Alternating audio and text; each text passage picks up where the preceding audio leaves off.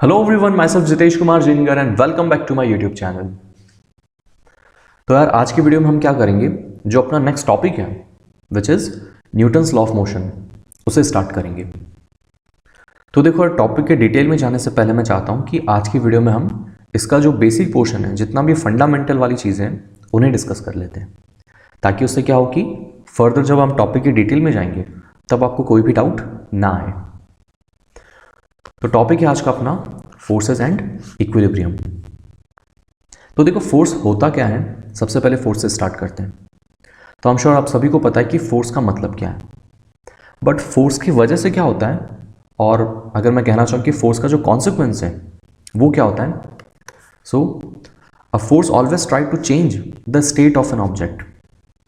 इसका मतलब है कि अगर एक फोर्स किसी ऑब्जेक्ट पे आपने अप्लाई किया तो वो क्या करेगा, हमेशा उस ऑब्जेक्ट की जो स्टेट है उसे चेंज करता है। फॉर एग्जाम्पल, अगर एक ऑब्जेक्ट पहले रेस्ट पे था तो उस टाइम पर इसकी जो स्टेट थी वो कैसी थी, रेस्ट वाली। फिर आपने क्या कर दिया, इस पर एक फोर्स अप्लाई कर दिया, उसको पुश करके या फिर पुल करके, दोनों ही केस में आप फोर्स अप्लाई करेंगे। उसकी वजह से क्या होगा, वो ऑब्जेक्ट मूव करने लगेगा। अब मूव करने लगेगा तो आप क्या बोल सकते हैं कि आपने उसको रेस्ट वाले स्टेट से मूविंग स्टेट में चेंज कर दिया। किसकी हेल्प से, फोर्स की हेल्प से। And vice versa is also true. अगर मैं बोलता हूँ कि वो ऑब्जेक्ट पहले मूव कर रहा था, ठीक है, लेट्स से किसी वेलोसिटी के साथ, तो अगर आप चाहते हो कि इसे रोकना है आपको, तो पहले कौन सी स्टेट है, मूविंग। उसे अगर आपको रोकना है तो ऑपोजिट डायरेक्शन में आपको फोर्स अप्लाई करना पड़ेगा, तो फिर वो क्या हो जाएगा, रुक जाएगा। तो यहाँ भी आपने क्या कर दिया, वो पहले मूव कर रहा था, उसको रेस्ट वाली स्टेट में चेंज कर दिया विद हेल्प ऑफ फोर्स। तो फोर्स का वर्क समझ में आ गया। अब देखो, हमारे जो सिलेबस में फोर्सेस हैं वैसे तो काफ़ी कैटेगरी होती है, बट मेनली हमें जो डिस्कस करना है वो, उसको हम दो कैटेगरी में डिवाइड कर लेते हैं। फर्स्ट वन है फील्ड फोर्सेस और सेकंड है आपके कॉन्टैक्ट फोर्स। अब देखो, फील्ड फोर्स किस टाइप के फोर्स होते हैं, तो ऐसे टाइप के फोर्स जहाँ पे आपको किसी भी फिजिकल कॉन्टैक्ट की रिक्वायरमेंट ना हो, मतलब टच करने की ज़रूरत ना पड़े, उस टाइप के फोर्स को हम बोलते हैं field forces. For example, like I am sure आप लोगों ने एवेंजर्स देखी होगी, तो जो डॉक्टर स्ट्रेंज होता है वो क्या करता है, मैजिक की हेल्प लेता है, राइट। तो अगर उसको किसी ऑब्जेक्ट को रोकना है तो वो क्या करेगा, खड़े खड़े मैजिक की हेल्प से उसे रोक देगा। तो वहाँ पर उसको फिजिकली उसको टच करने की रिक्वायरमेंट नहीं हुई, तो मतलब उसने किस टाइप के फोर्स की हेल्प ली, फील्ड फोर्स की। और कोई एग्जाम्पल, तो ग्रेविटेशन फोर्स हो गया इसका एग्जाम्पल। और क्या होता है, इलेक्ट्रोस्टैटिक फोर्स। तो जो सन आपकी जो अर्थ होती है उनके बीच में भी अगर आप देखेंगे तो ग्रेविटेशनल फोर्स प्रेजेंट रहता है, बट उनके बीच में कोई फिजिकल कांटेक्ट नहीं है, ठीक है। तो वो फोर्स किस कैटेगरी में आता है, फील्ड फोर्स की कैटेगरी में। और जो सेकंड कैटेगरी अपनी वो है कांटेक्ट फोर्स। तो यहां पर क्या होगा, इसके opposite, it requires a physical contact to act. तो यहां पर फिजिकल कांटेक्ट की रिक्वायरमेंट होगी। तो ऐसे फोर्सेस जहां भी फिजिकली टच करने की रिक्वायरमेंट हो उनको बोलते हैं अपन कांटेक्ट फोर्स।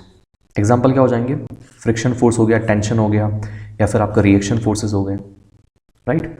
तो इन सारे फोर्सेस को हम डिटेल में डिस्कस करेंगे इस पूरे एनालिम में। फिलहाल हम किसको डिस्कस करेंगे, टेंशन और रिएक्शन फोर्स को। बट उससे भी पहले मैं चाहता हूं कि जो न्यूटन्स का थर्ड लॉ ऑफ मोशन है उसे हम थोड़ा सा डिस्कस कर लेते हैं। आपने 9th-10th में डेफिनेटली पढ़ा होगा कि Newton's third law of motion का स्टेटमेंट क्या है, that every action has equal and opposite reaction. मतलब जैसा आप किसी भी ऑब्जेक्ट पर एक्ट करोगे वैसा ही रिएक्शन आपको देखने को मिलेगा, राइट। तो देखा जाए तो Newton's third law of motion तीनों फोर्सेस को एक्सप्लेन करते हैं, फ्रिक्शन फोर्स को भी, टेंशन को भी और रिएक्शन फोर्स को भी, या फिर मैं ऐसा बोलूँ कि सारे फोर्सेस इसी कैटेगरी में आते हैं, ठीक है। फिलहाल हम किसको डिस्कस करेंगे, नॉर्मल रिएक्शन और टेंशन को, और उसके बाद फ्रिक्शन को करेंगे लेटर ऑन। तो अभी फिलहाल नॉर्मल रिएक्शन को देख लेते हैं। तो डिनोट करेंगे इसको हम कैपिटल एन से। होता क्या नॉर्मल रिएक्शन, तो लेट्स से अगर एक वॉल है यहाँ पर, ठीक है, और आप उसके सामने से खड़े हैं और आपने क्या कर दिया, उस वॉल को ऐसे पंच किया, राइट। तो अगर आप पंच करेंगे तो हो सकता है कि अगर वो वॉल आपकी कमज़ोर है तो वो ब्रेक हो जाए, और अगर आपका हाथ कमज़ोर है तो हो सकता है कि वो ब्रेक हो जाएगा। अब देखो, कोई भी केस होगा बट इम्पैक्ट जो होगा वो दोनों चीज़ों पे होगा थोड़ा बहुत तो, राइट। अगर आपने वॉल को ब्रेक किया तो कुछ ना कुछ इफेक्ट आपको आपके हाथ पे भी दिखेगा, है ना। और ये इसलिए हो रहा है क्योंकि every action has equal and opposite reaction. तो जिस टाइम पे आपने उस वॉल पर एक पंच किया, आपने फोर्स अप्लाई किया उस पर, उसी टाइम पे उस वॉल ने भी आप पर एक फोर्स अप्लाई किया, और इसी फोर्स को हम क्या बोलते हैं, नॉर्मल रिएक्शन फोर्स बोलते हैं। तो यहाँ पे मैं क्या लिखूंगा, आपने क्या कर दिया, यहाँ पे फोर्स अप्लाई किया और वॉल ने क्या किया, रिएक्ट किया, इसीलिए इस फोर्स को क्या बोलते हैं हम, रिएक्शन फोर्स। ठीक है। अगर इसको हमें फिजिक्स की लैंग्वेज में अगर इसे हम ड्रॉ करें तो वहाँ हम क्या करते हैं, ऐसा सब कुछ नहीं लिखते हैं, हम सिंपली वॉल बनाते हैं और ये फोर्स हम आप रिप्रेजेंट करेंगे जो कि आपने अप्लाई किया, और वॉल ने जो रिएक्शन फोर्स आप पर अप्लाई किया उसको डिनोट करेंगे हम नॉर्मल रिएक्शन से, एन से। ठीक है। और according to Newton's third law दोनों क्या होंगे, एक दूसरे के इक्वल होंगे, बट डायरेक्शन क्या होगी, ऑपोजिट। तो F will be equal to, magnitude wise दोनों एक दूसरे के इक्वल होंगे। क्लियर। एन क्या हो गया अपना, नॉर्मल रिएक्शन। और कोई एग्जांपल, तो लेट्स से एक ऑब्जेक्ट है जो कि किसी फ्लोर पे ऐसा रखा हुआ है और जिसका वेट मैं मान लेता हूँ, या फिर आप ब्लॉक को हटा दो, अपने आप को इमेजिन कर लो। ठीक है, आप किसी फ्लोर पर ऐसे खड़े हुए हैं तो डेफिनेटली आपका कुछ ना कुछ वेट होगा। अब वेट होगा तो आप क्या कर रहे हो, इस फ्लोर पर अपना वेट अप्लाई कर रहे हो, तो उसी की वजह से ये जो फ्लोर है वो भी क्या करेगा, आप पर एक रिएक्शन फोर्स अप्लाई करेगा, एन। तो उसको भी अगर आपको ऐसे ड्रॉ करना है तो आप क्या करोगे, सीधा इस वॉल पर ऐसे फोर्स अप्लाई कर दो, डब्ल्यू, और उसके रिएक्शन में वो जो फ्लोर है वो आप पे कितना फोर्स अप्लाई कर रहा है, एन। और अगेन न्यूटन्स थर्ड लॉ कि एन किसके इक्वल होगा, आपके वेट के इक्वल। क्लियर। तो ये छोटा सा कंसेप्ट नॉर्मल रिएक्शन का। यहां पे नोट करने वाली चीज क्या है जो कि आपको ध्यान में रखना है, कि जो भी नॉर्मल रिएक्शन फोर्स होगा वो हमेशा सरफेस जो भी आपके सरफेस है उसके परपेंडिकुलर डायरेक्शन में एक्ट करता है। या फिर मैं ऐसा बोलूँ, जो भी आपकी टेंजेंट वाली सरफेस है, टेंजेंट वाली सरफेस से मेरा मतलब है, अगर मैं यहाँ पे बोलता हूँ तो आपने फोर्स ऐसे अप्लाई किया, ठीक है, तो टेंजेंट वाली सरफेस मतलब ये है, ठीक है, जहाँ पर दोनों चीज़ें कांटेक्ट में आई थी यहाँ पे। तो जो कांटेक्ट में आएगी इसको अगर आप जूम करोगे तो आपको एक सरफेस दिखेगी यहाँ पे ये इसका पंच और यहाँ पर आपकी वॉल। तो ये वाली जो सरफेस है, ठीक है, इसको क्या बोलते हैं अपन, टेंजेंट सरफेस। तो उस वाली सरफेस के हमेशा परपेंडिकुलर डायरेक्शन में ही आपका नॉर्मल रिएक्शन एक्ट करेगा। अब वो कैसी भी सरफेस क्यों ना हो, हमेशा उसके 90 डिग्री पे आपको एक्ट करवाना है। तो यहाँ भी आप देख सकते हैं जो आपका फुट होगा वो फ्लोर के साथ ऐसे कांटेक्ट में, तो टेंजेंट सरफेस को कौन सी होगी, उन दोनों के बीच की कॉमन सरफेस। ठीक है, तो उसके 90 डिग्री पे आप देख सकते हैं नॉर्मल रिएक्शन। और अगर कोई मैं एग्जांपल लूँ कोई दूसरा, तो ऐसा आप ले सकते हैं कि अगर ये वर्टिकल ऐसे सरफेस है, राइट, और यहाँ पर एक हॉरिजॉन्टल सरफेस है, और लेट्स से एक ऑब्जेक्ट को हमने रखा हुआ है, एक रॉड ले लेते हैं हम ऐसे, और ये इक्विलिब्रियम में, इक्विलिब्रियम मतलब वो मूव नहीं कर रही है, जैसे ही रेस्ट पर रखी हुई है। इसका मतलब क्या, देखो इसका पॉइंट ए और पॉइंट बी दोनों इस सरफेस के साथ कांटेक्ट में। तो कुछ लोग यहाँ पे कंफ्यूज हो जाते हैं कि जहाँ भी कांटेक्ट आएगा वहाँ पर नॉर्मल रिएक्शन आएगा, तो वो क्या करते हैं, यहाँ पर नॉर्मल रिएक्शन इस डायरेक्शन में अप्लाई कर देते हैं और यहाँ पर इस डायरेक्शन में अप्लाई कर देते हैं, बट ये गलत है, राइट। जैसा मैंने आपको बताया, हमेशा ध्यान रखना कि जो भी आपकी कॉन्टैक्टिंग सरफेस है उसकी जो कॉमन टेंजेंट वाली जो सरफेस होगी उसके 90 डिग्री पे आपको अप्लाई करना है। मतलब पॉइंट ए अगर यहाँ पर है, पॉइंट बी यहाँ पर आपका, तो ये जो कॉन्टैक्ट सरफेस होगी, टेंजेंट सरफेस कौन सी यहाँ पे, ये ऐसी, तो इसके 90 डिग्री पे ऐसे, दैट्स इट। और सिमिलरली यहाँ भी आपको दिखना, तो ये वो टेंजेंट सरफेस है जिसके अलॉन्ग ये एक दूसरे को टच कर रहे हैं, तो उसके 90 डिग्री पे ऐसे है, एन बी, राइट। तो इसका आपको ध्यान रखना है कि हमेशा 90 डिग्री पर एक्ट करेगी। तो मैं लिख लेता हूँ इसको हमेशा, normal reaction always act at 90 degree, या फिर ऐसे लिख लूँगा, act to perpendicular to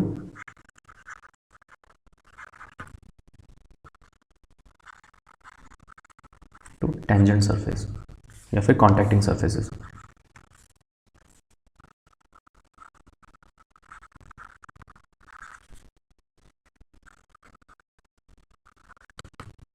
right. इसके बाद चलते हैं हम डिस्कस करते हैं टेंशन को। तो देखो टेंशन मेनली आपको कहाँ देखने को मिलेगी इस पूरे चैप्टर में, स्ट्रिंग के केस में। जहाँ कहीं भी आपको स्ट्रिंग देखने को मिल जाएगी वहाँ बाय डिफ़ॉल्ट आपको क्या यूज़ करना पड़ेगा, टेंशन यूज़ करना पड़ेगा। अब होता क्या टेंशन का कंसेप्ट, तो मान लेते हैं कि एक स्ट्रिंग है जिसको हमने क्या किया, यहाँ से भी फोर्स अप्लाई कर रहे हैं जिस पे हम, है ना, मान लेते हैं F, और इस डायरेक्शन में भी हमने एक फोर्स अप्लाई कर दिया, राइट, मान लेते कि सेम फोर्स अप्लाई कर दिया।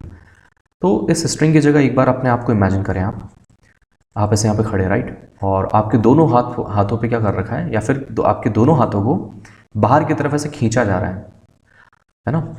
तो अगर आपको ऐसे दोनों हाथों को पकड़ के बाहर की तरफ खींचा जाएगा तो आप क्या चाहेंगे कि ऐसा ना हो, क्योंकि आपको अंदर क्या पेन फील हो रहा है, राइट, स्ट्रेन फील हो रहा है अंदर। तो आप क्या चाहेंगे कि ऐसा स्ट्रेच का अपोज करें, और वो कैसे कर पाएंगे, आपकी जो मसल्स होंगी वो अंदर की तरफ फोर्स लगाएंगी ताकि इस वाले एक्ट को आप अपोज कर पाएँ। तो आप क्या कर रहे हैं, अपनी मसल्स के अंदर एक टेंशन इंट्रोड्यूस कर रहे हैं, टेंशन पैदा कर रहे हैं। तो वैसा ही कुछ होता है यहाँ पर स्ट्रिंग के केस में।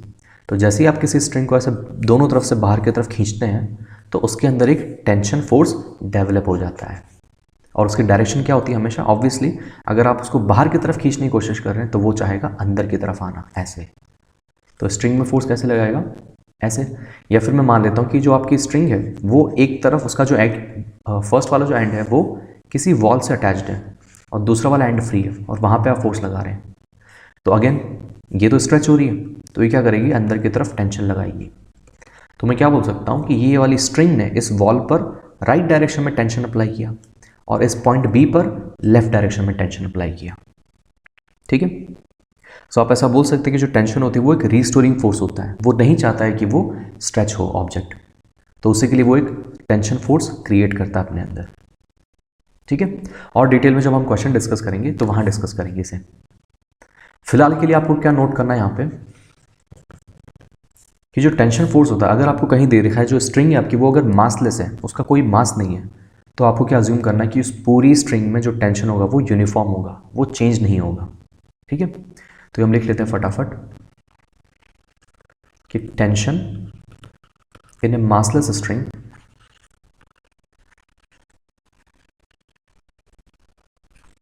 इज सेम एवरीवेयर, ठीक है। मतलब इस पॉइंट पे फाइंड करेंगे तो भी टेंशन टी रहेगा, इस पॉइंट पे फाइंड करेंगे मैग्नीट्यूड उतना ही रहेगा हर जगह पे। कब, जब आपकी जो स्ट्रिंग है वो कैसी हो, मासलेस, इसका ध्यान रखना, ठीक है। तो ये हो गया टेंशन का कंसेप्ट भी। अब चलते हैं अपन फ्री बॉडी डायग्राम पे। अब देखो फ्री बॉडी डायग्राम का मतलब क्या होता है, डिनोट किससे करेंगे हम, शॉर्ट में लिखेंगे इसको FBD से। एक तरह का कंसेप्ट है छोटा सा जो कि आपको क्वेश्चन सॉल्व करने में हेल्प करेगा। आपसे पूछा जाएगा जब कभी कि फ्री बॉडी डायग्राम बनाओ, उसका मतलब क्या है कि आपको उस ऑब्जेक्ट को आइसोलेट करना है ना, जो भी सिस्टम दे रखा आपको पूरा उससे हटाना है, आइसोलेट करना है उसे, और उस पर जितने भी तरह के फोर्सेस एक्ट हो रहे हैं उसको आपको ड्रॉ करना है। तो उसी को बोलते हैं हम फ्री बॉडी डायग्राम। मतलब एक तरह का उस ऑब्जेक्ट को आप फ्री कर दो सराउंडिंग से, और फिर जो भी फोर्स उस पर एक्ट हो रहे हैं उसे शो कर दो, क्लियर। फॉर एग्जाम्पल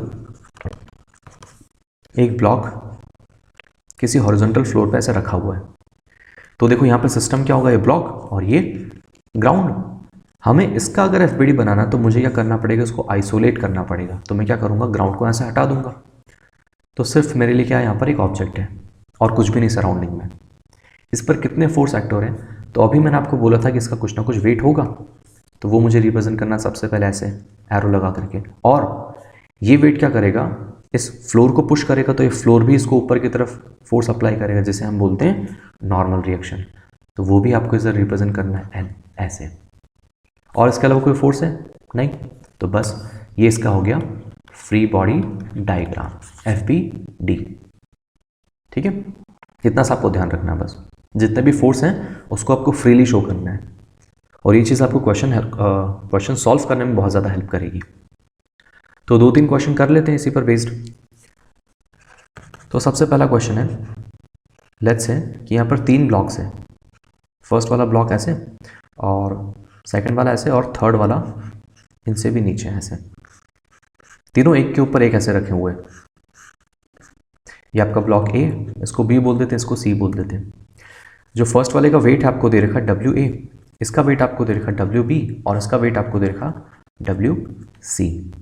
तो आपको क्या करना है, सिंपल सा क्वेश्चन, ड्रॉ FBD। तो वीडियो को पॉज करके आपको पहले ड्रॉ करना है, उसके बाद आपको आंसर मैच करने हैं।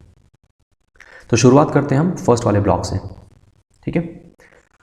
तो जो आपका ब्लॉक ए होगा, इस पर कौन से फोर्स एक्ट हो रहे हैं? तो देखो इसका जो वेट होगा डेफिनेटली वो कहाँ एक्ट करेगा, नीचे की तरफ, डब्ल्यू ए। अब जैसे यहाँ हुआ था इस ब्लॉक, अगर वो रेस्ट पे है तो जिस सरफेस पे रखा हुआ है वो भी उस पर नॉर्मल रिएक्शन एक्ट कर रही है। तो जो बी वाला ब्लॉक है वो क्या करेगा, इस ए पर ऊपर की तरफ फोर्स अप्लाई करेगा, जैसे हम क्या बोलेंगे यहाँ पर, नॉर्मल रिएक्शन, ठीक है। और उसका नाम दे देता हूँ मैं N1 बोल देते हैं यहाँ पे हम। तो ध्यान रखना जितने भी कॉन्टैक्ट फोर्स होते हैं, अभी मैं आपको बता देता हूँ, चाहे वो फ्रिक्शन हो गया, चाहे टेंशन हो गया, चाहे नॉर्मल हो गया, ये तीनों फोर्स हमेशा किस में एक्ट करते हैं, पैर में। आप देखेंगे कि ये कभी इंडिविजुअल फोर्स नहीं होता, हमेशा पैर में होते हैं ये लोग, ठीक है। जैसे यहाँ पे देखो N यहाँ पे एक्ट कर रहा है तो इधर भी हो गया, और दोनों वैल्यू सेम है। तो नॉर्मल रिएक्शन यहाँ लग रहा है तो इस पर भी लग रहा है, ऐसा भी बोल सकते हैं आप कि अगर ग्राउंड ने इस पर नॉर्मल रिएक्शन लगाया तो इसने भी इस पर नॉर्मल रिएक्शन लगाया, ठीक है। तो उस सेंस में आप क्या बोल सकते हैं कि हमेशा पेयर्स में प्रेजेंट होंगे ये नॉर्मल रिएक्शन या फिर फ्रिक्शन या फिर टेंशन। तो जितना नॉर्मल रिएक्शन बी ए पर अप्लाई करेगा उतना ही ए भी बी पर अप्लाई करेगा, और इसे हम कहाँ यूज़ करेंगे, जब हम बी का एफ बनाएंगे। तो बी के एफ में क्या बोलूँगा, ऑब्वियसली एक तो इसका वेट होगा, और ऊपर वाले ब्लॉक ने ए ने इस पर एक नीचे की तरफ एक नॉर्मल रिएक्शन अप्लाई करेगा ऐसे, तो ये हो गया N1, क्योंकि इसने उस पर N1 किया, तो हमेशा पैर में मिलेंगे आपको, राइट। और कोई फोर्स, तो देखो B किस पर रखा हुआ है, C पे, तो B अगर C पर वेट अप्लाई कर रहा है तो C भी उस पर एक अप्लाई करेगा, क्या, नॉर्मल रिएक्शन। तो इधर यहाँ पे हो जाएगा N2। इसको अपन, क्योंकि देखो B और C ब्लॉक अलग है तो इसका नॉर्मल रिएक्शन भी अलग होगा, ठीक है। तो ये तीनों फोर्सेस हो गए B पर। सिमिलरली अगर C पर आपको ड्रॉ करना है तो उसका खुद का वेट, C ने B पर कितना लगाया, N2, तो B भी किस पर लगाएगा, C पर कितना, N2।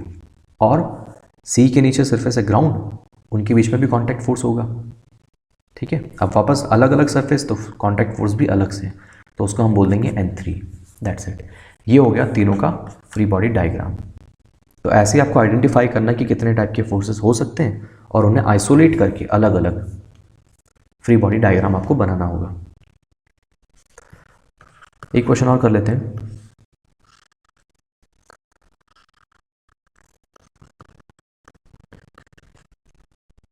यहां पर बीच में एक ऐसे स्फीयर रखा हुआ है, ठीक है। ये दोनों आपकी सरफेस है, बॉल्स हैं, उसके बीच में ऐसे एक स्फीयर को रेस्ट पे रखा हुआ है, और जिसका वेट आपको दे रखा है, मान लेते हैं हम W। तो अगेन इसका भी क्या करना है, आपको फ्री बॉडी डायग्राम बनाना है। तो सिंपल, जिसका फ्री बॉडी डायग्राम बनाना है उसको आइसोलेट कर दो अलग से। तो सिर्फ हम स्फीयर ड्रॉ करेंगे, और कितने फोर्स एक्ट होंगे इस पर, सबसे पहला बाय डिफॉल्ट आपको वेट तो ड्रॉ करना ही है डाउनवर्ड डायरेक्शन में।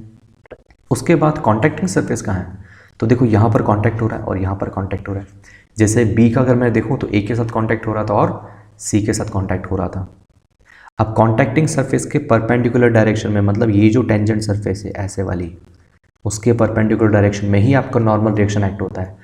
तो ये जो ब्लॉक होगा वो इसको पुश करेगा वॉल को, तो ये वॉल भी इस पर एक नॉर्मल रिएक्शन अप्लाई करेगी ऐसे, और उसको मैं लिख लेता हूँ N1 से। सिमिलरली ये जो सरफेस है, ये टेंजेंट सरफेस, यहाँ भी ऐसे डायरेक्शन में परपेंडिकुलर, तो यहाँ आपको क्या देखने को मिलेगा, कुछ ऐसे, और दोनों ऑब्वियसली सेंटर से पास होंगे, राइट, क्योंकि ये सर्कमफ्रेंस पे से 90 डिग्री पे। तो ये हो गया इसका फ्री बॉडी डायग्राम। सिमिलरली एक लास्ट क्वेश्चन करते हैं, क्योंकि हमने टेंशन और नॉर्मल रिएक्शन दोनों को डिस्कस किया, तो नॉर्मल रिएक्शन पे बेस तो क्वेश्चन हो गए, टेंशन पर बेस भी कर लेते हैं। तो ऐसे एक सीलिंग मान लेते हैं, और एक स्ट्रिंग है जिससे एक ब्लॉक ए अटैच्ड है, और उससे वापस एक स्ट्रिंग के हेल्प से हमने दूसरा ब्लॉक भी अटैच कर रखा है जो कि है बी। यहाँ अगर आपसे पूछा जाए फ्री बॉडी डायग्राम, तो अगेन जितने भी ब्लॉक्स आपके, जितने भी ऑब्जेक्ट हैं उनको आइसोलेट करो, सबसे पहले ए को और फिर यहाँ पे साइड में बी को। तो देखो अगर मैं बी से शुरू करता हूँ और वेट ले लेते हैं, इसका कितना है WP और इसका कितना है WA, तो डेफिनेटली वेट कहाँ लगेगा, नीचे की डायरेक्शन में WB। अब देखो यहाँ पर कांटेक्ट तो है, फिजिकल एक टच में तो है, किसके थ्रू, एक स्ट्रिंग के थ्रू, और स्ट्रिंग में कौन सा फोर्स होता है, टेंशन फोर्स। तो यहाँ पर नॉर्मल रिएक्शन अप्लाई नहीं करेंगे, क्योंकि ए सीधा बी को टच नहीं कर रहा है, एक स्ट्रिंग के थ्रू टच कर रहा है, ठीक है। और स्ट्रिंग क्या करेगी, यहाँ पे आप देख सकते हैं कि ब्लॉक बी चाहता है कि नीचे जाना, तो स्ट्रिंग उसे रोकेगी, क्योंकि वो स्ट्रिंग नहीं चाहती कि वो स्ट्रेच हो, तो वो बी पर ऊपर की डायरेक्शन में फोर्स अप्लाई करेगी। अगर मैं दिखाना चाहूँ आपको तो स्ट्रिंग कुछ ऐसी है आपकी, तो स्ट्रिंग अगर स्ट्रेच होगी तो वो क्या करेगी, अंदर की डायरेक्शन में फोर्स अप्लाई करी, ऐसे है, क्योंकि वो नहीं चाहती स्ट्रेच होना। तो बी पर कैसे अप्लाई कर रही है वो फोर्स, ऊपर, और ए पे कैसे कर रही है, नीचे। कितना, सेम, क्योंकि यहाँ पर जो स्ट्रिंग है वो सारी मासलेस है, ऐसा मैं बोल रहा हूँ। तो बी पर कितना लगेगा, ऊपर की तरफ। और देखो मासलेस है, बट ये स्ट्रिंग अलग है और ये स्ट्रिंग अलग है, तो दोनों में टेंशन अलग होगा। सेम स्ट्रिंग है तो टेंशन सेम रहेगा, तो यहाँ पर क्या रहेगा, टी।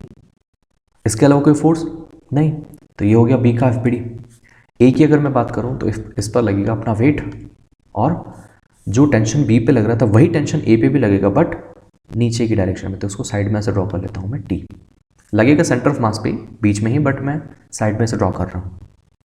ठीक है, अब ऊपर वाली स्ट्रिंग भी तो है ना, तो ए वाला क्या चाहता है, नीचे आना, तो वो स्ट्रिंग भी क्या करेगी, अंदर की तरफ फोर्स लगाएगी, क्योंकि वो नहीं चाहती स्ट्रेच होना, तो ए को वो ऊपर लाने की कोशिश करेगी। तो मैं बोल सकता हूँ ए पर वो ऐसे फोर्स लगा रही है।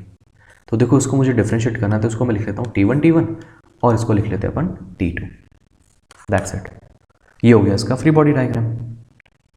ठीक है, तो ये जो बेसिक चीज़ें थी टेंशन और नॉर्मल डायरेक्शन को लेकर के, किस डायरेक्शन में होगा, कैसे अप्लाई करना है, वो सारी चीज़ें हमने डिस्कस कर ली। अब चलते हैं इसके न्यूमेरिकल पोर्शंस पे, जो कि आपका टॉपिक इक्विलिब्रियम। तो देखो इक्विलिब्रियम का मतलब क्या होता है, कब मैं बोलता हूँ कि कोई ऑब्जेक्ट आपका इक्विलिब्रियम में। So if an object is in equilibrium then it will not change its state of motion. मतलब कि अगर एक ऑब्जेक्ट फिलहाल अगर रेस्ट में है अभी, और अगर मैं ऐसा बोल देता हूँ कि ये रेस्ट के साथ साथ किस में है, इक्विलिब्रियम में, इसका मतलब वो हमेशा रेस्ट में रहने वाला है, वो मूव ही नहीं करेगा। और वो इसलिए नहीं करेगा क्योंकि स्टेट को कौन चेंज करता है, फोर्स। और अगर वो अपना मोशन मूविंग स्टेट को चेंज नहीं करेगा, उसका मतलब है कि उस पर जो फोर्स होगा वो कितना है, जीरो के इक्वल, कोई भी फोर्स अप्लाई नहीं हो रखा है उस पर। ठीक है, या फिर उल्टा एग्जांपल दूसरा एग्जांपल ले लेते हैं कि अगर एक ऑब्जेक्ट आपका मूव कर रहा है और मैं बोलता हूँ कि वो आपका इक्विलिब्रियम में, तो वो भी अपनी स्टेट को चेंज नहीं करेगा।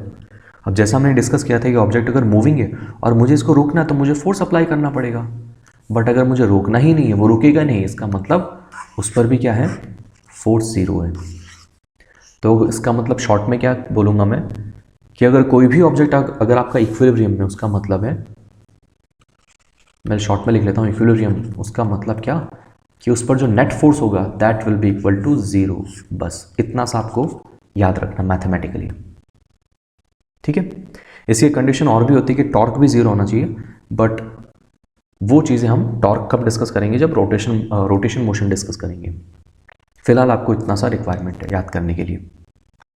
अब जैसे एग्जांपल मैं आपको बता देता हूँ छोटा सा, लेट्स से कि आप ऐसे खड़े हो ना, वापस वही एग्जांपल ले लेते हैं, और आपका एक हाथ पकड़ के कोई इधर खींच रहा है, कितने से, 10 न्यूटन से। ठीक है, और इधर भी कोई आपको पकड़ के खींच रहा है 7 न्यूटन से मान लो, तो डेफिनेटली आप देख सकते हैं कि लेफ्ट वाला फोर्स ज़्यादा बड़ा है राइट वाले फोर्स से, तो आप इधर की तरफ मूव करना शुरू करेंगे। बट मैं चाहता हूँ कि आप किस में रहे, इक्विलिब्रियम में रहे। इक्विलिब्रियम का मतलब फोर्स जीरो होना चाहिए, बट 10 न्यूटन इधर लग रहा है तो इधर भी आपका 10 न्यूटन लगना चाहिए, मतलब मुझे यहाँ पर कितना फोर्स ऐड करने की रिक्वायरमेंट है, 3 न्यूटन। तो इधर भी 10 हो गया, इधर भी 10 हो गया, एक दूसरे को कैंसिल आउट कर देंगे, और मैं क्या बोलूँगा, आप किस में रहेंगे, इक्विलिब्रियम में रहेंगे। राइट, तो बस यही चीज़ आपको करनी है, जहाँ भी जो भी फोर्स दिखे उसे कैंसिल आउट करने की कोशिश करो। अगर लेफ्ट में इतना है तो राइट में भी इतना होना चाहिए, ऊपर इतना है तो नीचे भी इतना होना चाहिए, किसी एक्स डायरेक्शन में, किसी भी रैंडम डायरेक्शन में, तो उसके ऑपोजिट डायरेक्शन में भी उतना ही फोर्स लगना चाहिए, तभी जा करके वो कैंसिल आउट करेंगे, और तभी जा करके इस ऑब्जेक्ट पर, इस सिस्टम पर एफ नेट कितना हो पाएगा, ज़ीरो। बस यही फंडा है इसका। ठीक है, तो प्रैक्टिस के लिए कुछ क्वेश्चंस कर लेते हैं फटाफट। तो यहाँ जो क्वेश्चन दे रखा है, ये वाई एक्सिस आपकी, ये एक्स एक्सिस, और ये जो भी फोर्सेस यहाँ पे मैं शो करूँगा वो सारे किस में हैं, 2D प्लेन में, मतलब इसी लैपटॉप की स्क्रीन में। तो यहाँ पर वाई के अलॉन्ग जो फोर्स लग रहा है उससे मैं बोल देता हूँ क्या है वो, F1। इस वाले एक्सिस के अलॉन्ग जो फोर्स लग रहा है वो है 8 न्यूटन। फोर्स की यूनिट क्या होती है, न्यूटन। तो यहाँ पर फोर्स लग रहा है 8 न्यूटन। ये जो एंगल है वो आपको दे रखा है 60 डिग्री, और यहाँ पर एक फोर्स लग रहा है जो कि 4 न्यूटन। और ये सब सारे फोर्स किस पे लग रहे हैं? मान लेते हैं कि यहाँ पर एक ऑब्जेक्ट रखा हुआ है, उस पर ये फोर्स अप्लाई हो रहे हैं। ये भी फोर्स यहाँ पर अप्लाई हो रहा है F2, और ये कितना एंगल पर है? तो यहाँ से मैं बता देता हूँ कि ये 60 नहीं 30 डिग्री पे, ऐसे। ठीक है। अब ये जो सेंटर वाला जो ऑब्जेक्ट है आपको देखा है, if the object is in equilibrium then find the value of F1 and F2। अगर ये इक्विलिब्रियम है तो F1 और F2 की वैल्यू आपको बतानी है। तो अगेन देखो वही वाली बात है, इक्विलिब्रियम आ गया, मतलब क्या इसका?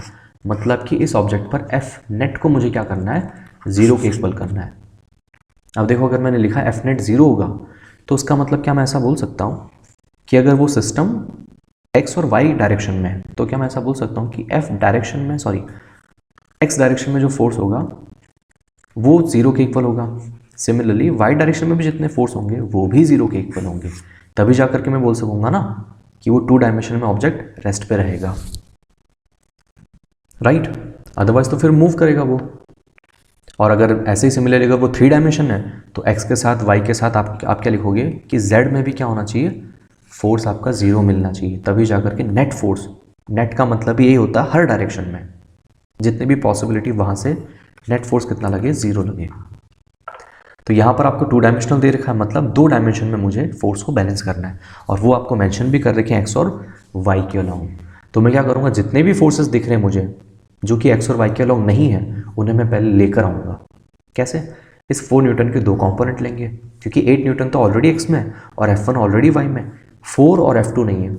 तो 4 का इधर कॉम्पोनेंट लूँगा, क्या मिलेगा मुझे? 4 cos 60, और इधर कॉम्पोनेंट लूँगा तो मुझे मिलेगा 4 sin 60। सिमिलरली F2 का इधर कॉम्पोनेंट कितना आएगा? F2 cos 30। I am sure आप लोगों को कॉम्पोनेंट लेना आता है, राइट। और इधर कितना आएगा कॉम्पोनेंट? वो आ जाएगा F2 sin 30, राइट। हमने क्या करते हैं, x और y में स्प्लिट कर दिया। तो x में मुझे कौन कौन से फोर्स दिख रहे हैं? 4 cos 60, और क्या लिख सकता हूँ इसी डायरेक्शन में, मतलब प्लस कर देता हूँ उसे 8 न्यूटन। सिमिलरली इसके ऑपोजिट कितना दिख रहा है मुझे? F2 cos 30, ऊपर कितना दिख रहा है? 4 sin 60 प्लस F1, और नीचे कितना दिख रहा है? F2 sin 30। इसके अलावा और कोई फोर्स नहीं।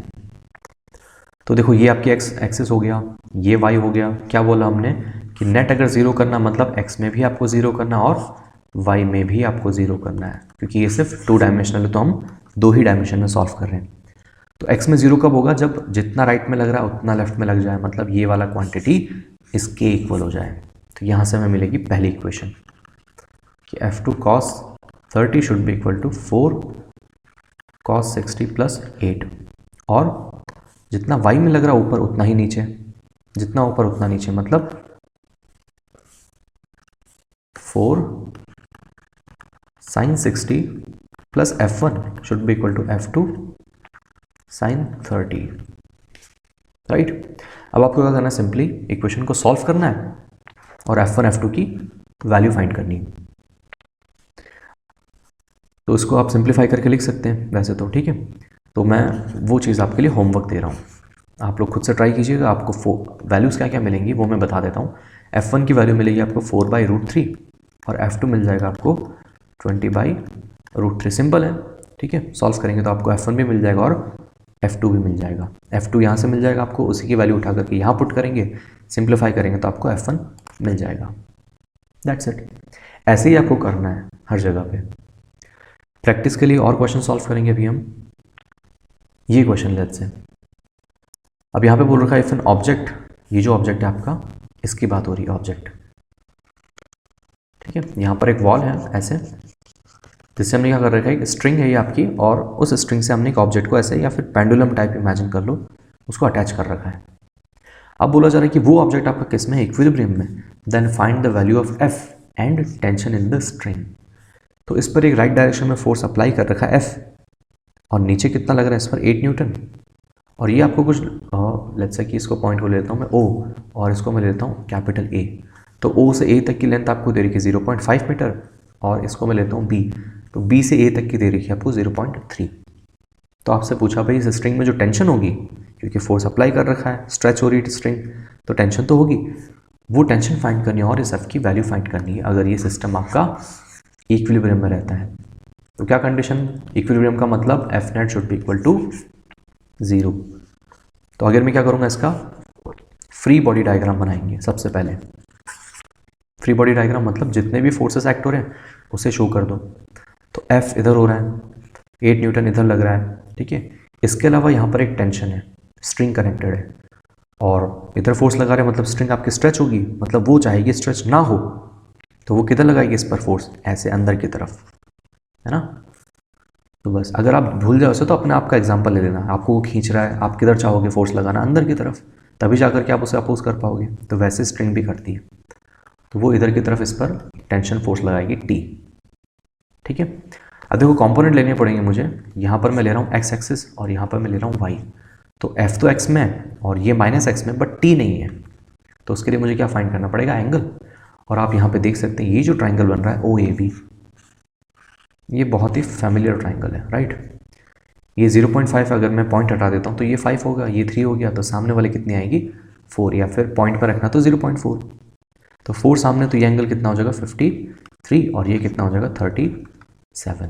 तो मुझे पता चल गया भाई कि ये एंगल कितना 53 है। अब एक बार पता चल गया तो आप कंपोनेंट ले सकते हैं। इस डायरेक्शन में कितना आएगा टी साइन 53 और इस डायरेक्शन में कितना आएगा टी कॉस 53 डिग्री, ठीक है। वही कहानी अब वापस कि अगर एफ नेट 0 है तो एफ एक्स में भी 0 होना चाहिए और एफ वाई में भी 0 होना चाहिए साइमल्टेनियसली। एक्स में 0 करना मुझे, मतलब ये जो एफ है आपका वो इसके इक्वल होना चाहिए, तभी तो कैंसिल आउट करेंगे ना। तो क्या लिखूंगा मैं, F will be equal to, F should be equal to T cos 53। Similarly Y में कितना लग रहा है टी साइन 53, उसको कौन बैलेंस करेगा 8 न्यूटन। मैं क्या लिखूंगा T sine 53 degree should be equal to 8 newton, that's it. Equation बन रही है, सॉल्व करना मुझे और मुझे क्या मिल जाएगा आंसर। टी साइन 53 कितना होगा, यहाँ से आप देख सकते हैं 4/5 इज इक्वल टू 8। तो कितना आ जाएगा यहाँ पे टी 10 न्यूटन के इक्वल, यहाँ से 2 और 10 न्यूटन, क्योंकि टेंशन भी फोर्स है तो यूनिट क्या लगेगी न्यूटन। इसी टी को मैं यहाँ यूज़ कर लूँगा, एफ की वैल्यू मिल जाएगी मुझे। टी कितना 10 और cos 53 कितना हो जाएगा 3/5, तो इससे कैंसिल हो जाएगा 2 और एफ कितना आ जाएगा 6 न्यूटन, दैट्स इट। तो बस हमने क्या कर लिया, उसको फोर्सेस बैलेंस करके एफ और टी फाइंड कर लिया। 2 वेरिएबल थे, 2 इक्वेशन बनी हमारी और सिंप्लीफाई हो गया। अगला क्वेश्चन दे रखा है यहाँ पे, ये भी सिमिलर एक वॉल है, राइट। उससे यहाँ पर एक स्ट्रिंग कनेक्टेड है और वो स्ट्रिंग जाकर के एक पुली के थ्रू, ये क्या आपकी एक पुली है, ऐसे इसको क्या बोलते हैं पुली, एक ब्लॉक से कनेक्टेड है। ब्लॉक के मास आपको, सॉरी वेट आपको दे रखा है W1 और W2, और ये जो पॉइंट है इसको मैं बोल देता हूँ पॉइंट A। ये पॉइंट वर्टिकल से डैश डैश क्या आपकी वर्टिकल लाइन जो कि पैरेलल है इस वॉल के, उससे इधर वाली स्ट्रिंग कितना एंगल बना रही है 53 और इधर वाली 37।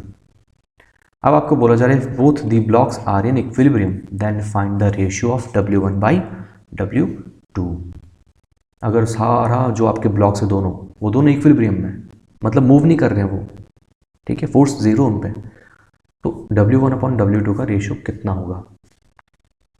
तो देखो कुछ लोग क्या करेंगे, फटाफट यहाँ पर यूज़ कर लेंगे क्या कि देखो स्ट्रिंग जो यहाँ से निकल रही है और यहाँ पे जा रही है, तो स्ट्रिंग तो सेम है, तो अगर मैं यहाँ मान लेता हूँ कि स्ट्रिंग में टेंशन कितनी टी। अब देखो W2 क्या कर रहा है, स्ट्रिंग को नीचे की तरफ खींचने की कोशिश कर रहा है, तो स्ट्रिंग नहीं चाहेगी वहाँ पे जाना, तो स्ट्रिंग इस पर फोर्स अप्लाई करेगी ऊपर की डायरेक्शन में, कितना मान लेता हूँ टी। तो पूरी स्ट्रिंग सेम है, तो आप क्या बोलेंगे भाई ए पॉइंट भी क्या ले जाना चाह रहा है। आप देखो यहाँ ध्यान रखना, स्ट्रिंग टेंशन की जो डायरेक्शन होती है वहाँ पर मिस्टेक होती है। अब ये जो W1 वाला ब्लॉक है वो ए पॉइंट को नीचे ले जाना चाहता है, मतलब अगर यहाँ पे पॉइंट ओ लेता हूँ तो ओ और ए के बीच की डिस्टेंस को वो इंक्रीज करना चाहता है, और वो ये टेंशन ये स्ट्रिंग नहीं होने दे, मतलब नहीं चाहेगी ऐसा करना, तो वो यहाँ पर टेंशन अप्लाई करेगी ए पे ऊपर की इसकी डायरेक्शन में ऐसे इधर। और सिमिलरली ये वाली स्ट्रिंग को भी क्या चाहेगा स्ट्रेच करना, बट वो नहीं चाहेगी स्ट्रेच होना, तो वो कहाँ लगाएगी ऐसे, ठीक है। इसका ध्यान रखना, कुछ लोग यहाँ पे ऐसा लगा देते हैं, ऐसे कर देते हैं, बट वैसे नहीं करना है। ध्यान रखना आपको स्ट्रेच कहाँ हो रही है, उस स्ट्रेच के अगेंस्ट में आपको टेंशन लगानी है। अब मैं ये बोल रहा हूँ कि जो टेंशन होगी वो इस वाली स्ट्रिंग में, मतलब ए से इस पॉइंट को मैं ले लेता हूँ बी, इस वाली स्ट्रिंग में सेम रहेगी, हालांकि ये वाली स्ट्रिंग भी सेम है, ठीक है, बट जो टेंशन की वैल्यू होगी दोनों में अलग अलग होगी। यहाँ पे अगर T1 ले रहा हूँ तो यहाँ तक टेंशन T1 रहेगी, इसके बाद टेंशन आपकी T2 हो जाएगी। अब आप बोलोगे सर ऐसा क्यों? ऐसा इसलिए कि मान लो कि दोनों ही टेंशन आपकी सेम है, इधर भी आपने T ले लिया और इधर भी आपने T ले लिया। भाई ये कितना एंगल बना रहा है? 53। ये कितना एंगल है? 37। तो अगर मैं कॉम्पोनेंट लेता हूँ हॉरिजॉन्टल डायरेक्शन में तो मुझे कितना मिलेगा यहाँ पर? T sine 53। यहाँ पर कितना मिलेगा? T sine 37। क्या ये दोनों फोर्सेस एक दूसरे के इक्वल है? नहीं। और जब इक्वल नहीं होंगे तो ये वाला कंपोनेंट इसको कैंसिल आउट नहीं करेगा, और हम चाहते हैं कि कैंसिल आउट हो, क्योंकि हम किस में रखना चाहते हैं इसको? इक्विलिब्रियम में। तो कैंसिल आउट ही नहीं होगा, तो वहाँ से हमें क्या हिंट मिलता है कि दोनों में टेंशन की वैल्यूज़ अलग अलग होंगी। ठीक है, तो इसी कंसेप्ट को यूज़ करके अब हमें फाइंड करना है W1/W2 का रेशियो। फ्री बॉडी डायग्राम बनाएंगे सॉल्व करने के लिए। सबसे पहले W1 का, तो W1 पे कौन सा फोर्स लगेगा? इसको चलो ब्लॉक 1 और 2 से डिनोट कर लेते हैं। तो फर्स्ट वाले ब्लॉक पर नीचे लगेगा एक तो W1, राइट, और इधर T लग रहा है, सॉरी इधर लग रहा है, सॉरी पॉइंट A की बात कर लेते हैं हम, इस पॉइंट को फोकस करेंगे इस पे हम, है ना, क्योंकि यहीं पे सारे फोर्सेस अप्लाई हो रहे हैं। अब देखो अगर W1 इस ब्लॉक पे लग रहा है नीचे, तो स्ट्रिंग पे भी कितना लगेगा? ऊपर उतना ही, क्योंकि ब्लॉक मूव नहीं कर रहा है। तो यहाँ जो टेंशन होगी इस वाली स्ट्रिंग में उसको ले लेते हैं T3, ठीक है। तो वो T3 किसके इक्वल होगी?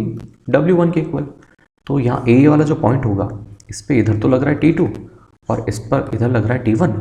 अब ये वाली जो स्ट्रिंग है पॉइंट A को नीचे लाना चाहती है, तो ये वाली जो स्ट्रिंग है थर्ड वाली, ये कैसे लगाइए? अपने W1 पे तो ऊपर और A पॉइंट पर लगेगा इस पर ऐसे नीचे, राइट, क्योंकि ये स्ट्रिंग स्ट्रेच हो रही है तो वो नहीं चाहेगी स्ट्रेच होना, तो अंदर की तरफ फोर्स लगाइए अपनी तरफ, अपने सेंटर की तरफ। ऐसा इमेजिन कर लो, ये स्ट्रिंग का सेंटर तो ऐसे, ये स्ट्रिंग का सेंटर तो ऐसे, ये स्ट्रिंग का सेंटर तो ऐसे अंदर की तरफ। इसमें आपको आसानी रहेगी। और कितना? W1 के इक्वल, तो यहाँ हो जाएगा W1, और एंगल आपको दे ही रखे हैं 53 और ये 37। तो एक ये फ्री बॉडी डायग्राम हो गया। सिमिलरली दूसरा बनाएंगे इसका हम, सेकेंड वाले ब्लॉक का, ठीक है। तो ये नीचे की तरफ इसका वेट W2 और ऊपर कितना है? T1। अब अगर मैंने आपको बोला था कि यहाँ जैसे हमने यूज़ किया कि W1 मूव नहीं कर रहा है, मतलब उस पर जितना ऊपर लग रहा है T3 और वेट वो दोनों इक्वल होंगे।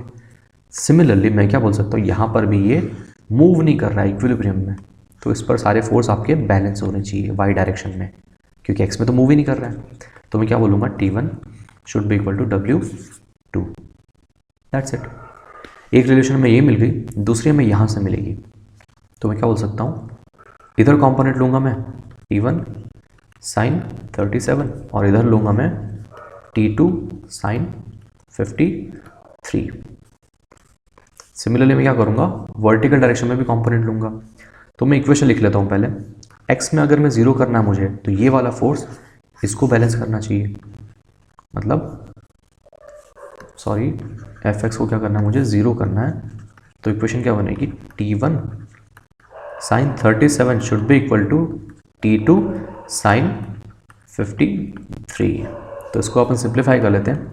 साइन 37 कितना होता है? 3/5 और T2 साइन 53 कितना हो जाएगा? 4/5। तो यहाँ से क्या मिलेगा हमें? 3 T1 is equal to 4 T2। एक इक्वेशन ये मिल गई। दूसरी कहाँ से मिलेगी? इसी पॉइंट पर मुझे वाई डायरेक्शन में भी फोर्स को बैलेंस करना है। तो नीचे क्या लग रहा है? W1, ऊपर कितना लगेगा? तो T2 का एक कंपोनेंट इधर आएगा और T1 का भी एक कंपोनेंट इधर आएगा। तो उसे अपन यहाँ साइड में कर लेते हैं। तो मैं लिखूँगा T1 cos 37 प्लस, क्योंकि उसी डायरेक्शन में आएगा T2 का भी कंपोनेंट, प्लस कितना? T2 cos 53 should be equal to this weight W1। Values put करेंगे। T1 cos 37 कितना हो जाएगा? 4/5 प्लस T2 और cos 53 कितना हो जाएगा? 3/5 should be equal to W1। अब इक्वेशन नंबर 1 हो गया, इक्वेशन नंबर 2 हो गई, इक्वेशन नंबर 3 हो गई। फाइंड हमें क्या करना था, W1/W2। तो T1 और T2 को हमें एलिमिनेट करना होगा। क्लियर? तो फटाफट इन तीनों इक्वेशन को सॉल्व कर लेते हैं। हमें क्या मिल जाएगा, रेशियो। अब देखो कैसे सॉल्व करेंगे। और ये वाली जो इक्वेशन आई थी वो कहाँ से आई थी, एक्स में इसमें हमने ज़ीरो किया तो ये इक्वेशन मिल गई। इसी वाले सिस्टम में अगर मैं एफ वाई डायरेक्शन में ज़ीरो करूँगा तो मुझे इक्वेशन मिलेगी। ठीक है, T1 की वैल्यू मुझे पता है W2 के इक्वल है, इससे मैं यूज़ करूँगा यहाँ पे। सो W2 इंटू 4/5। एक काम करते हैं, एलसीएम लेकर के 5 को उधर सेंड कर देते हैं। तो यहाँ क्या बचेगा, सिर्फ 4W2 प्लस T2 की जगह मैं क्या करता हूँ, यहाँ से निकाल लेता हूँ। तो T2 इज इक्वल टू क्या, 3/4 ऑफ T1, और T1 मुझे पता है W2 के इक्वल है। सो 3/4 ऑफ W2, इसे यूज़ कर लेंगे यहाँ पे अपन। तो T2 कितना आ जाएगा, 3/4 ऑफ W2, और क्या बचेगा साथ में 3, 5 को हम उधर भेज चुके हैं, 5W1। ठीक है, तो देखो एलसीएम ले लेते हैं। यहाँ पे हमें क्या मिलेगा, 16W2 plus 3, sorry 9W2 divide by 4 is equals to 5W1। तो ये कितना आ जाएगा, 25 के equal, divide by 4 is equals to 5W1। इससे कैंसिल आउट करेंगे 5। अब W1/W2 चाहिए था या 1/2, तो उसको सिंप्लीफाई कर लेंगे हम। W1/W2 will be equal to 5/4। ठीक है, तो बस ऐसे आपको करना है। कंसेप्ट वही है, जितने भी डायरेक्शन में आपको दिख रहे हैं फोर्स, उन सबको 2 डायरेक्शन में डिवाइड करो, एक्स और वाई में। 3 डायमेंशन दे रखा तो 3 डायमेंशन में करना पड़ेगा आपको, सिंगल दे रखा तो फिर तो कोई दिक्कत ही नहीं। बस आपको जितने भी फोर्स दिख रहे हैं अपोजिट डायरेक्शन में, उन्हें इक्वेट करते जाना है और आपको इक्वेशन मिलेगी, उन्हें सॉल्व करना है, आपको फाइनल आंसर मिल जाएगा। अब एक लास्ट क्वेश्चन सॉल्व कर लेते हैं, उसके बाद इस टॉपिक को कंप्लीट करते हैं। यहाँ एक क्वेश्चन दे रखा है, ये जो येलो कलर में है वो कंटेनर है, सिलेंड्रिकल कंटेनर है। ठीक है, जिसकी रेडियस आपको दे रखी है, सिलेंड्रिकल कंटेनर जिसकी रेडियस है 8 सेंटीमीटर, इस वाले की। ठीक है, इस कंटेनर में 2 स्फेरिकल ऐसे बॉल रखी गई हैं, सिमेट्री के दोनों, और जिनकी रेडियस आपको दे रखी है 5 सेंटीमीटर। इनका वेट आपको दे रखा है W2, और सब कुछ सिमेट्रिक है। और अगर ये इक्विलिब्रियम में पूरा का पूरा सिस्टम, तो आपको बताना है, और क्या बोला, if the both spheres are symmetric, जो कि हम डिस्कस कर चुके हैं। इक्विलिब्रियम में अगर सब कुछ, तो आपको फाइंड क्या करना है, find the reaction force between spheres and vertical side of cylinder. तो स्फीयर ये हो गया 1, ये आपका स्फीयर 2, ये भी वर्टिकल साइड ऐसे कनेक्टेड है और ये भी वर्टिकल सरफेस से कनेक्टेड है। तो यहाँ पर दोनों ही जगह पर जो नॉर्मल रिएक्शन एक्ट होगा उसकी आपको वैल्यू बतानी है। रिएक्शन फोर्स मतलब नॉर्मल रिएक्शन। तो सिंपल सी बात है, वापस हमें क्या करना पड़ेगा, फ्री बॉडी डायग्राम। तो फर्स्ट वाले का फ्री बॉडी डायग्राम यहाँ, सेकंड वाले का यहाँ। फर्स्ट वाले का एफपीडी बनाते हैं ऐसे। सबसे पहले इसका वेट, दोनों का वेट सेम है तो इधर लगेगा W। इसके बाद आपको क्या देखना है, कहीं स्ट्रिंग है क्या सिस्टम में, तो कहीं भी स्ट्रिंग नहीं है। फिर चेक करो कि कोई भी सरफेस कांटेक्ट में है क्या किसी दूसरी सरफेस के साथ, तो वहाँ पे लगेगा नॉर्मल रिएक्शन। तो मैं देख सकता हूँ यहाँ भी सरफेस कांटेक्ट में और यहाँ भी है, तो यहाँ अगर कांटेक्ट में है तो इधर तो लग जाएगा नॉर्मल रिएक्शन ऊपर की तरफ ऐसे। ठीक है, उसे अपन मान लेते हैं लेट्स से N1 के इक्वल, और यहाँ जो नॉर्मल रिएक्शन लगेगा इस पर, वो लगेगा इधर ऐसे N2।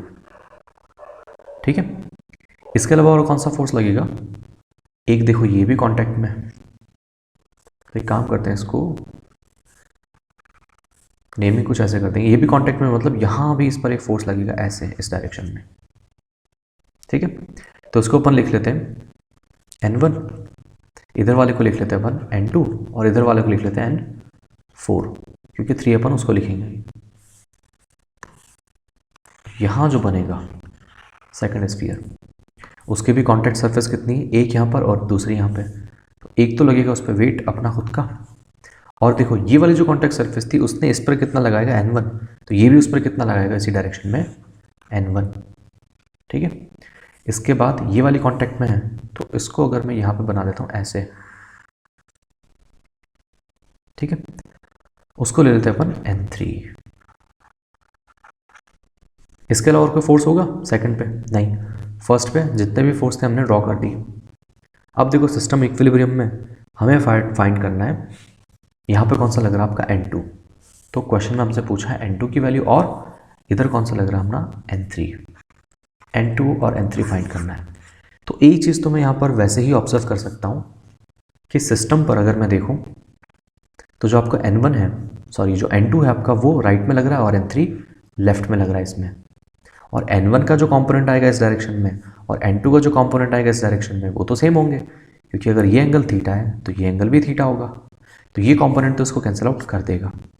ठीक है, बचे कौन से फोर्स इस डायरेक्शन में, वो है N2 और N3, क्योंकि N4 ये सारे तो वर्टिकल डायरेक्शन में। तो मैं क्या बोलूँगा, अगर सिस्टम चाहता है रेस्ट पर रहना तो इस फोर्स को इसके इक्वल होना ही पड़ेगा। तो यहाँ से मैं क्या बोल सकता हूँ कि N2 will be equal to N3। जो भी आपके दोनों आंसर होंगे उनका मैग्नीट्यूड सेम होगा। ठीक है, अब उसके बाद हमें सॉल्व करना है कि वैल्यू कितनी होगी। तो एक चीज़ तो हमें पता चल गया, तो इसको अपन इक्वेशन नंबर 1 बोल देते हैं। उसके बाद यहाँ देखते हैं हम, तो यहाँ पर क्या इक्वेशन बनाऊंगा, इधर कॉम्पोनेंट आएगा इसका इस डायरेक्शन में, ये अगर थीटा लेता हूँ तो ये कितना आ जाएगा N1 साइन थीटा, राइट। तो N1 साइन थीटा किसके इक्वल आएगा, वेट के इक्वल। तो यहाँ से इक्वेशन बनेगी N1 sine theta should be equal to weight. ठीक है, उसी के साथ अगर मैं यहाँ पर इक्वेशन बनाता हूँ N1 में और ये थीटा आपका, तो मैं क्या बोलूँगा N1 cos theta, sorry sine theta. I think इसकी ज़रूरत ही नहीं होगी, यहीं पे हम सॉल्व कर सकते हैं कि भाई N1 का एक कंपोनेंट तो इधर ले लिया, दूसरा कंपोनेंट जो इस डायरेक्शन में होगा वो कितना होगा N1 along the theta component, मतलब कॉस थीटा। सो N1 कॉस थीटा किसके इक्वल होना चाहिए, N3 के इक्वल होना चाहिए। ये हमने कहाँ से निकाला, इस सेकंड वाले स्फीयर से, और ये वो इक्वेशन भी यहीं से निकली। तो N1 cos theta should be equal to N3। ठीक है, यहाँ से भी आप सॉल्व कर सकते हैं, यहाँ से भी ट्राई करेंगे तो आपको इक्वेशन मिलेगी, सॉल्व करके वहाँ से भी आंसर आ सकता है, बट यहीं से हमने कर लिया इसको। तो इसको अगर मैं दोनों इक्वेशन को डिवाइड करता हूँ तो मुझे क्या मिल जाएगा, N1 से N1 कैंसिल आउट, और sine theta upon cos theta कितना आ जाएगा, N theta will be equal to weight upon N3। अब देखो अगर मुझे थीटा पता चल गया तो मुझे N3 की वैल्यू पता चल जाएगी, क्योंकि क्वेश्चन में वेट दे रखा है। अब वो कैसे फाइंड करें, तो थीटा ये वाला एंगल है ना, इसको यहीं पे देख लेते हैं इसी डायग्राम में, इसको हटा देते हैं। और यहाँ देखना, ये इसका सेंटर है फर्स्ट वाले का, ये इसका सेंटर है। इनको अगर मैं ऐसे कनेक्ट करूँगा ऐसे, तो थीटा यही तो एंगल है आपका हॉरिजॉन्टल के साथ, मतलब मैं बोल सकता हूँ ये वाला एंगल आपका थीटा है। तो यहाँ से भी अगर मैं हॉरिजॉन्टल बनाऊंगा तो ये भी एंगल थीटा रहेगा, राइट। अब यहाँ से इसके सेंटर से क्या करूँगा, अच्छा परपेंडिकुलर डालूंगा ऐसे यहाँ पे, तो मान लो जाकर के यहाँ पे मिलते हैं। तो इस थीटा की वैल्यू मुझे बतानी है। तो देखो इसका सेंटर C1, इसका सेंटर C2, यहाँ से यहाँ तक की लेंथ कितनी होगी, तो ये भी इसका रेडियस है R और ये भी इसकी रेडियस है R, किसकी, स्फीयर की। तो उसको मैं R1 से डिनोट कर देता हूँ। तो यहाँ से यहाँ तक की लेंथ कितनी होगी, 2R1। ये लेंथ अगर मुझे पता चल जाए तो मुझे थीटा पता चल जाएगा। और वो कैसे करेंगे हम, तो यहाँ से ऐसे वर्टिकल लाइन ड्रॉप करते हैं और यहाँ से भी वर्टिकल लाइन ऐसे। तो देखो ये जो सिलेंडर है आपका बेस वाला, ये भी तो एक सर्कल है ना पूरा ऐसा, क्योंकि सिलेंड्रिकल कंटेनर है पूरा आपका, जिसका रेडियस आपको कितना देखा, 8 सेंटीमीटर। तो ये जो डिस्टेंस होगी पूरी वो कितनी होगी, डायमीटर है वो तो, और वो हो जाएगा 16 सेंटीमीटर की इक्वल, क्योंकि देखो ऐसा कंटेनर होगा डेफिनेटली ऐसा कुछ। तो ये आपका टोटल कितना होगा, 16 सेंटीमीटर इसका। ठीक है, और ये वाली जो डिस्टेंस होगी अगेन वो किसके इक्वल है, रेडियस R1 के इक्वल है, और ये वाली डिस्टेंस भी R1 के इक्वल है, और उसको अपन ले लेते हैं R2, मतलब चलो ठीक है उसकी ज़रूरत नहीं है। तो मुझे क्या फाइंड करना है, यहाँ से यहाँ तक की। तो 16 में से अगर मैं इस R1 को और इस R1 को माइनस कर दूंगा, मतलब ये वाली लेंथ और ये वाली, तो मुझे क्या मिलेगा, ये वाली मिलेगी। तो वो किसके इक्वल आ जाएगा, 16 माइनस 2 टाइम्स ऑफ R1। ठीक है, और ये क्या हो गया, 2 टाइम्स ऑफ R1। अब यहाँ पे वैल्यू पुट कर लेते हैं, तो R की वैल्यू कितनी है, R1 मतलब 5, तो ये कितना हो गया आपका 10, और ये कितना हो जाएगा 16 माइनस, सॉरी R की वैल्यू है 5 है ना, तो 10, 16 माइनस 10 मतलब 6, तो हाइपोटेनस हो गया 10 और ये कितना हो गया 6। तो ऐसा कुछ ट्राइंगल मिल रहा है मुझे यहाँ पे, थीटा ये हो गया, सॉरी कितना था 16 ना, 2 टाइम्स ऑफ R मतलब 10 और ये 6, 10 और ये 6। तो अगर आप फाइंड करना चाहेंगे तो वर्टिकल डेफिनेटली कितना आएगा, ये 5 के करस्पॉन्डिंग, ये 3 के करस्पॉन्डिंग, तो ये कितना आ जाएगा 8 के करस्पॉन्डिंग, ठीक है। तो टेन थीटा फाइंड करने यहाँ से मुझे, तो टेन थीटा की वैल्यू मिल जाएगी 8/10 मतलब 4/5 इज इक्वल्स टू W/N3। तो यहाँ से N3 की वैल्यू कितनी मिल गई मुझे 5W/4। और एक बार N3 मिल गया तो इक्वेशन 1 की हेल्प से मैं क्या बोल सकता हूँ, N2 भी इसी के इक्वल होगा। तो N2 की वैल्यू भी कितनी आ गई 5W/4। तो ये आपके दोनों आंसर हो गए। सो आई एम श्योर कि आपको कंसेप्ट समझ में आ गया होगा और इसी टाइप के क्वेश्चंस की प्रैक्टिस आप और भी करेंगे। तो कंसेप्ट आपको यही अप्लाई करना है, बस हर जगह पे फोर्सेस को बैलेंस करना है हर डायरेक्शन में, ठीक है।